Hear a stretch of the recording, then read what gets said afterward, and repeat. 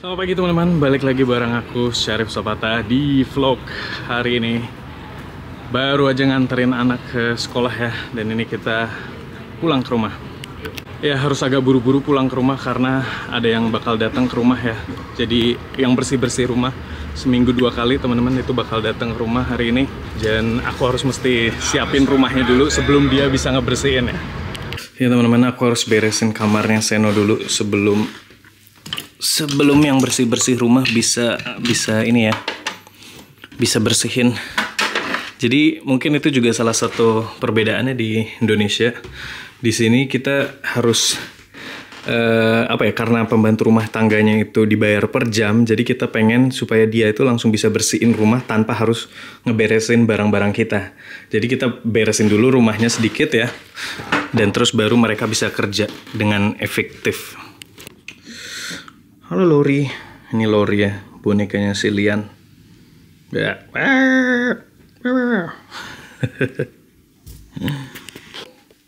Ya, jadi yang bersih-bersih di sini juga nggak beresin barang-barang kita ya.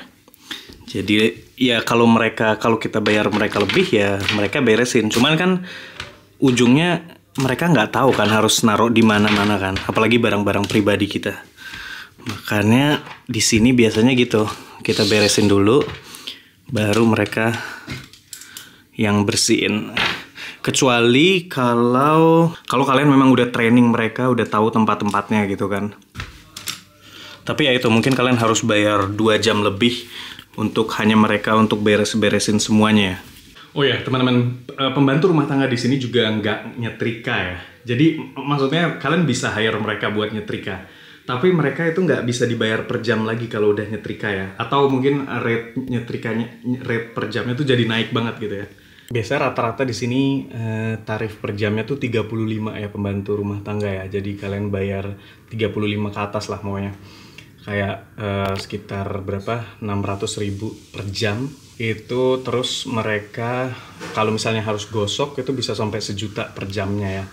Jadi 3 jam 3 juta kalian bayar pembantu rumah tangga, dan mereka datang misalnya 2 kali seminggu gitu atau sekali seminggu. Kalau kita yang ini yang bantu-bantu bersih ini cuma sekali seminggu ya, cuman hari Jumat aja, Jumat atau hari Kamis.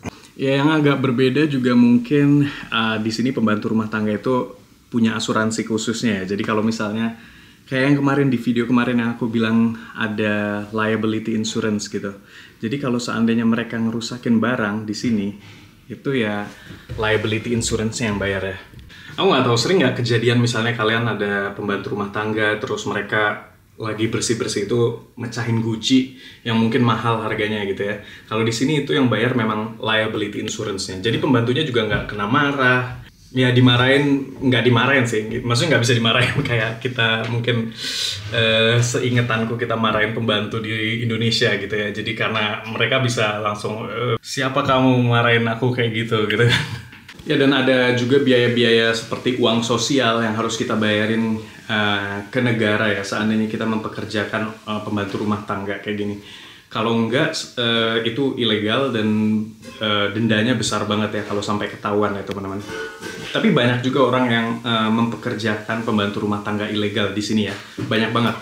Tapi nggak aku sarankan sih, karena apalagi kalau kalian punya barang-barang yang mahal gitu di rumah, atau misalnya mereka lagi kerja terus kepleset gitu kan, lagi bersihin kamar mandi kepleset terusnya sakit kepalanya sampai luka parah atau gimana, dan itu bakal wah berdobel-dobel deh kenanya kalian. Pertama kalian kena harus ganti rugi biaya pengobatan mereka karena asuransi nggak bayar ya kalau itu kesalahan kalian gitu kan, karena mereka kecelakaan ketika bekerja gitu, jadi ada asuransinya khusus. Yang kedua, dari negara juga kalian kena denda karena ketahuan kan, wah kamu mempekerjakan orang ilegal gitu. Jadi teman-teman, hari ini ada 2 tukang ya yang datang ke rumahku ya. Pertama, satu tukang yang beresin jendela di belakang karena ada yang pecah, ada yang patah gitu ya. Dan yang kedua ya yang bersih-bersih rumah. Nah itu kerusakan di rumah, di apartemen kayak gini, itu juga kita nggak keluar duit teman-teman. Jadi kalau kita ngerusakin kayak bagian yang yang fix di apartemen gitu, yang bayar itu asuransi asuransi rumah gitu kalau nggak salah namanya kalau bahasa Jermannya itu Hausratversicherung gitu ya. Dan itu yang bayar tuh yang nyewain rumah ini ke kita. Jadi kita juga sebagai penyewa rumah, ngontrak rumah gitu, kita nggak ada takut kayak waduh ini gawat nih kalau kita ngerusakin apa gitu. Bahkan tembok, kalau misalnya ada anak-anak kecil yang nyoret-nyoret tembok, itu yang bayar juga asuransi guys. Jadi bener-bener semua itu tercover asuransi. Jadi memang menurutku hidup di sini, di negara yang ada sistem asuransi kayak gini, itu jauh lebih tenang sih untuk urusan-urusan seperti itu ya. Jadi hal-hal yang nggak terduga itu nggak bikin kita bangkrut secara financial. Annyeonghaseyo.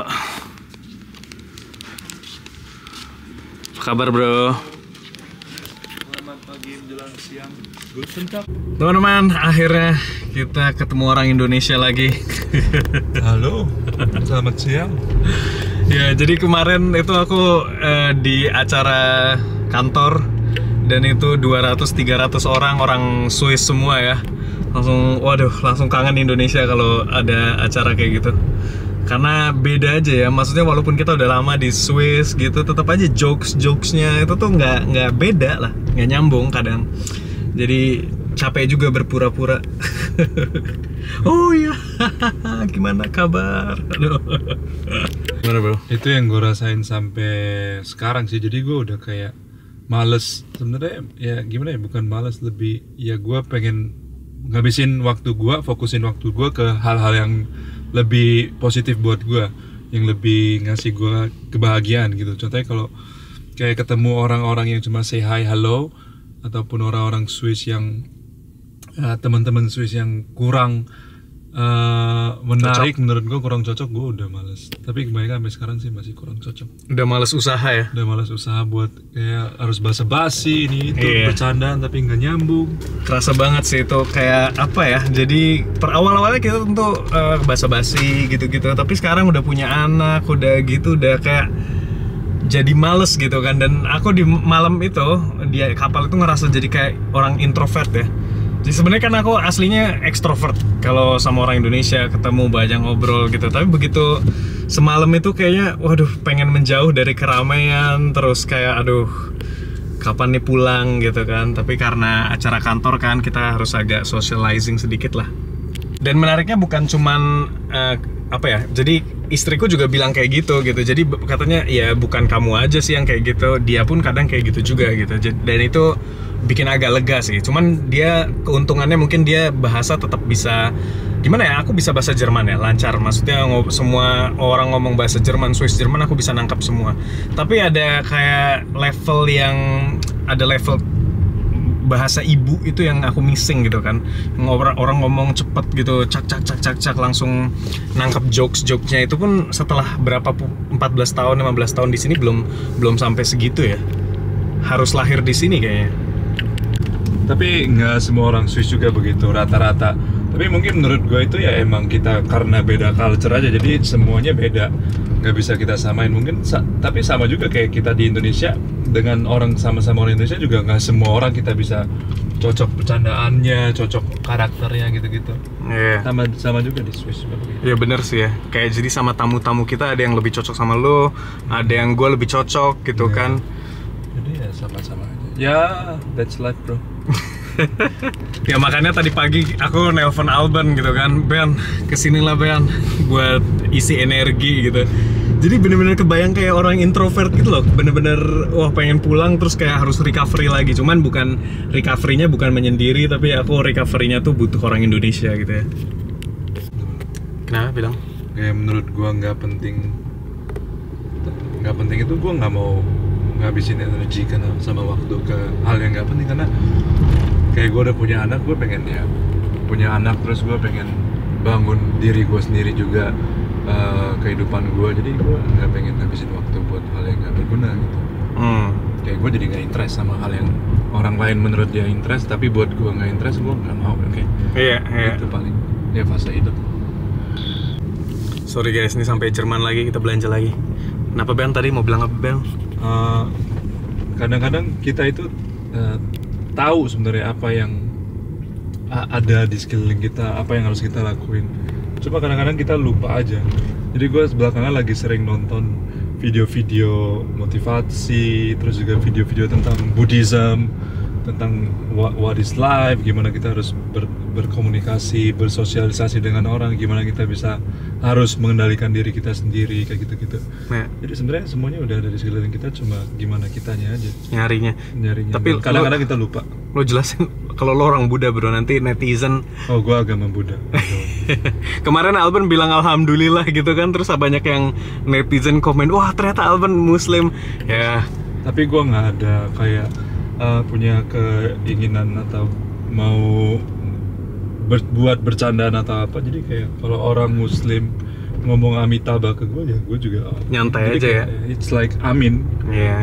Jadi banyak Chinese juga di Indonesia yang bilang alhamdulillah, ya Allah gitu-gitu. Sebenarnya bukan apa ya, itu kebiasaan aja guys menurutku. Nggak ada niat buat mengejek atau apa gitu, nggak ada ya.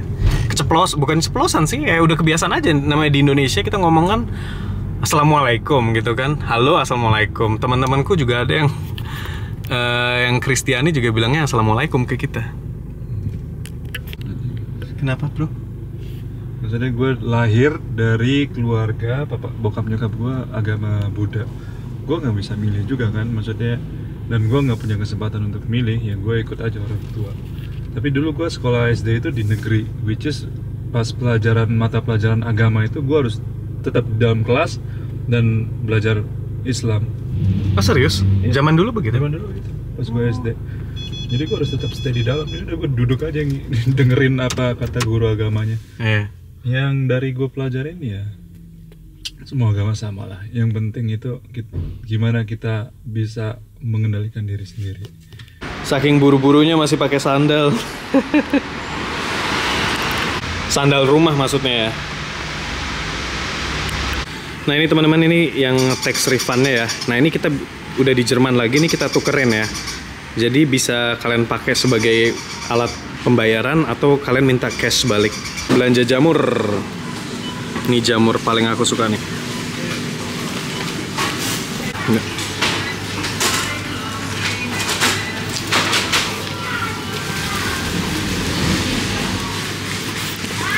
Ya teman-teman, ini aku mau beli ikan salmon. Nah ini ada Nutri-Score kayak gini kan. Sorry sebentar ya. Nah ini ada Nutri-Score, ini tulisannya B ya kan, B. Nah terus ada salmon juga, ini salmon liar, Nutri-Score-nya A. Jadi ini lebih bagus daripada ini secara nutrisi ya. Jadi ini Nutri-Score kayak gini ngebantu banget konsumen buat lebih bijak dalam lebih bijak dalam berbelanja ya. Sekalian beli banyak deh.